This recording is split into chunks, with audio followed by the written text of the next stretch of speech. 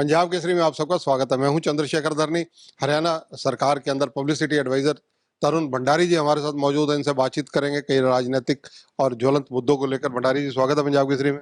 धन्यवाद धरनी जी। भंडारी जी, जिस प्रकार मिशन 2024 लोकसभा के चुनाव फिर विधानसभा के चुनाव, इन दोनों पर विशेष फोकस सरकार का भी है, सत्ता दल का भी है और विपक्ष के राजनीतिक दल, कांग्रेस हो, आम आदमी पार्टी हो या इनेलो, सबका है। ऐसी परिस्थितियों के अंदर जब कहीं ना कहीं विधायकों में ये सुगबुगाहट देखी जा रही है कि जो पोर्टल हैं या जिस प्रकार से कहीं ना कहीं ये ऑनलाइन ट्रांसफर्स हैं, इनको लेकर असंतोष वाली स्थिति, इस चीज से कैसे निपटा जा सकता है? इन चीजों के सुधार के लिए क्या कदम उठाए जा रहे हैं? ऐसा धरनी जी, किसी भी विधायक में असंतोष नहीं है, सिर्फ विपक्ष के अलावा। और विपक्ष के पास कोई मुद्दा नहीं है। पोर्टल पोर्टल की वो बात करते हैं। आज आप सचिवालय में आते हो, पहले लोग ट्रांसफर की लाइनें लगी होती थी विधायकों के पीछे, मंत्रियों के पीछे, चीफ मिनिस्टर के पीछे। नौकरी पाने वाले लगातार अपनी रिकमेंडेशन के लिए तरसते रहते थे। आज सेक्रेटरीट में इन लोग ऐसे लोग कभी नहीं आते। और पोर्टल में बताऊं, आज हर व्यक्ति का घर बैठे जन्म प्रमाण पत्र बन रहा है, डेथ सर्टिफिकेट बन रहा है, राशन कार्ड बन रहा है। ये जो व्यक्ति किसी की अप्रोच नहीं होती थी, उनके घर बैठे बिठाए काम हो रहे हैं। अगर आप बात करें परिवार पहचान पत्र और प्रॉपर्टी आईडी की, ये ऐसी शुरुआत है जो आज तक किसी की हिम्मत ही नहीं थी ये काम करने की। उसमें कुछ दिक्कतें आई, जैसा कि अभी जो 8 लाख के करीब प्रॉपर्टी आईडी की जो कंप्लेंट्स लोगों ने दी हैं, उसको हमने दुरुस्त करने का काम किया है। और आज सब चीजें सामान्य हैं। लोगों का टैक्स भी हम सरकार को ज्यादा आ रहा है, लोगों को अपनी प्रॉपर्टी का भी पता लगा। परिवार पहचान पत्र एक ऐसा माध्यम है जिसके द्वारा गरीब व्यक्ति, जो अंतिम व्यक्ति था, जिसके पास ना कोई सिफारिश थी ना पैसा था, उस व्यक्ति के पास सारी सुविधाएं पहुंच रही हैं। तो ये अगर बार बार विपक्ष ये बात बोलता रहेगा तो जिनको लाभ हो रहा है वो इन लोगों के खिलाफ रहेंगे। ये हमारे फायदे का सौदा है। कांग्रेस परिवार पहचान पत्र को परिवार पहचान पत्र क्यों बता रही है? क्योंकि मैं बताता हूँ, वो परिवार पहचान पत्र को परिवार पहचान पत्र क्यों बता रही है, क्योंकि अगर ये सब कुछ चलता रहा जिस ढंग से मनोहर लाल जी कार्य कर रहे हैं, गरीब व्यक्ति का, अंतिम व्यक्ति का ध्यान रख रहे हैं, तो उनके पारिवारिक सदस्य जो राजनीति में वो फिट करना चाहते हैं, वो फिट नहीं हो पाएंगे। इसलिए ये परिवार पहचान पत्र है, उनके लिए है, लोगों के लिए नहीं है। अब आप देखिए, भूपेंद्र सिंह हुड्डा जी को आज जल्दबाजी है कि जल्दी से जल्द दीपेंद्र हुड्डा को मैं एडजस्ट कर लूं। रणदीप सुरजेवाला जी अपने बेटे को एडजस्ट करना चाहते हैं। किरण चौधरी जी अपनी बेटी को एडजस्ट करना चाहते हैं। कैप्टन अजय यादव जी अपने बेटे को एडजस्ट करना चाहते हैं। आप कांग्रेसियों की लाइन देख लीजिए, विधायक से जो आम कार्यकर्ता है वहां, वो तो निराश है, क्योंकि उनकी तो बेचारों की ना तो किसी विधायकी में नंबर आता है, ना एमसी में नंबर आता है। जब एमसी की बारी आती है तो उनको टिकट नहीं पकड़ाई जाती, तब ये सिंबल पे चुनाव नहीं लड़ते। तो ये एक परिवार की पार्टी रह गई है और इसीलिए परिवार परेशान पत्र कहते हैं इसको। कांग्रेस के अंदर नेता प्रतिपक्ष चौधरी भूपेंद्र सिंह हुड्डा और उदय भान की टीम को जिस प्रकार से शैलजा, रणदीप और किरण चौधरी चुनौती दे रहे हैं, निसंदेह बीजेपी की नजर उस पर भी होगी, सरकार की नजर भी उस पर होगी। आप राजनीतिक आंकलन क्या करेंगे? बिल्कुल बिल्कुल, ये मैं आपको बता रहा हूँ, कांग्रेस पार्टी आपस में उलझी हुई है। जिस ढंग से आप देखिए, प्रभारी कितने आए यहाँ पे। पहले शकील अहमद जी आए, बड़े बड़े व्यक्ति जो देश के, जिनको कहते थे कि ये चाणक्य हैं कांग्रेस के, गुलाम नबी आजाद, शकील अहमद, कमलनाथ जो चीफ मिनिस्टर है, जिनको कहते थे अब तो संगठन बन ही जाएगा। उसके बाद कई प्रभारी आए, कई गए, अब तक जिलाध्यक्ष की लिस्ट नहीं आई। और जिलाध्यक्ष के लिए प्रभारी ने अपने प्रभारी भेजे, तो उनकी क्या हालत करके इन्होंने भेजी है, तो इससे पता लगता है कि इनकी कितनी फूट है। इस फूट का लाभ निश्चित तौर पे भारतीय जनता पार्टी को होगा, क्योंकि कांग्रेस से कितना बड़ा खतरा 2024 में? कोई खतरा नहीं। जो पार्टी उन लोगों का समर्थन करती हो जो सनातन धर्म का अपमान करते हो, हिंदू का अपमान करते हो, और एक भी शब्द आज भूपेंद्र सिंह हुड्डा हो, चाहे शैलजा हो, चाहे किरण चौधरी जी हो, और चाहे रणदीप सुरजेवाला हो या कैप्टन अजय, जो आज मुख्यमंत्री की रेस में है, उनके द्वारा एक भी शब्द नहीं बोला जाता। पहले भारतीय के खिलाफ बोला गया, हिंदुत्व के खिलाफ बोला गया, सनातन धर्म को खत्म करने की बात बोली गई।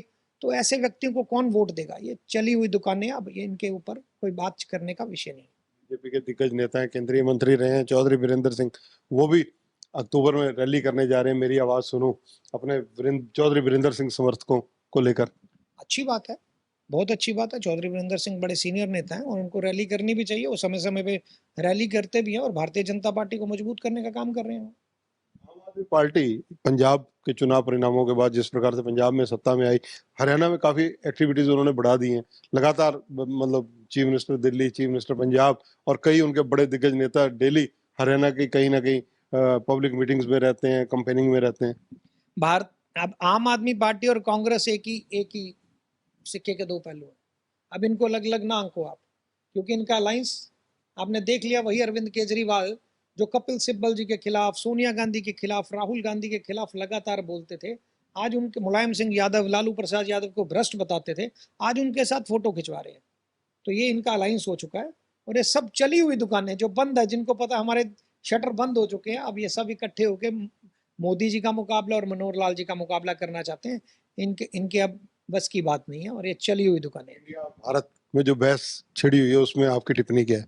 नहीं, इंडिया नहीं है, INDIA है वो। इंडिया देश का नाम कैसे यूज कर सकते हैं? जो लोग G20 इतना अच्छा प्रधानमंत्री जी ने पूरे विश्व में भारत का नाम किया, वो बाहर जाके देश का नाम बदनाम करते हैं, उनको अपने देश का नाम रखने का किस ढंग से हक है? हमेशा जाके दूसरे देशों के में जाके भारत को बदनाम करने का राहुल गांधी जी हमेशा काम करते हैं। उनको हक नहीं है। इंडिया नहीं है वो, INDIA है, इंडिया नहीं है। भारत और इंडिया की क्यों शुरू हुई? ये तो अब उन्होंने शुरू करी है, नाम तो उन्होंने रखा है। उनको लगा कि अब अगर NDA रखेंगे तो भ्रष्टाचार के इतने नाम है और इंडिया के नाम पे शायद हो सकता है कि कोई आदमी प्रश्न ना करे, परंतु प्रश्न उनके ऊपर हैं। भ्रष्टाचार, जितने भी लोग बैठे हैं सब भ्रष्टाचार से लिप्त हैं। और माननीय नरेंद्र मोदी जी जो कि देश का नाम पूरे विश्व के पटल पे ले गए, उनको तीसरी बार प्रधानमंत्री बनाने के लिए जनता 2024 में तैयार है। और इनकी 2024 के बाद आप देखना, जो बची कुछ माल भी है ये खत्म हो जाएगा और दुकानें शटर बंद करके छोड़ के चले जाएंगे। एक देश एक चुनाव, इसको लेकर काफी बहस छिड़ रही है।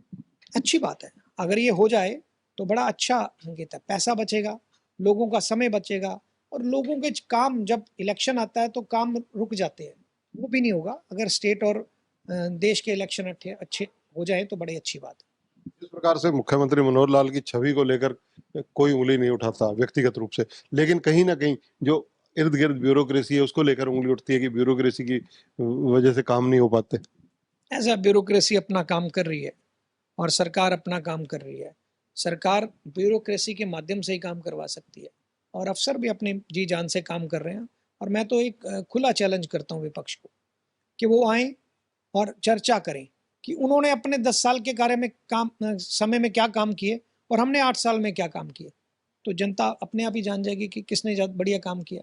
उन लोगों ने अपने भाई भतीजा को एडजस्ट नौकरियां देने के अलावा कोई काम नहीं किया और हमारे मनोहर लाल जी ने एक ऐसा सिस्टम किया, ना पर्ची ना खर्ची, उसके माध्यम से लाखों लोगों की नौकरियां लगी हैं। अगर ट्रांसफर की बात करो, ऑनलाइन करी, किसी की कोई सिफारिश नहीं, हर व्यक्ति आज खुश है और सिर्फ विपक्ष के अलावा।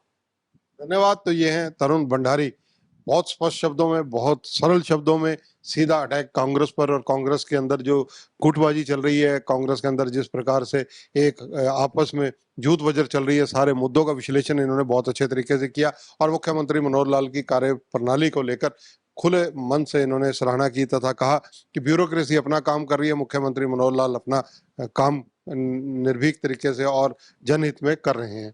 इसके अलावा राजनीतिक मुद्दों पर इन्होंने विश्लेषण अच्छे तरीके से किया। कैमरामैन संजय सिंह के साथ चंद्रशेखर धरनी, पंजाब केसरी टीवी, चंडीगढ़। हमसे जुड़े रहने के लिए हमारे YouTube चैनल को सब्सक्राइब करें और नई वीडियो की नोटिफिकेशन के लिए बेल आइकॉन को दबाएं। अगर आप ये वीडियो Facebook पर देख रहे हैं तो लाइक जरूर करें और ज्यादा से ज्यादा शेयर करें। धन्यवाद।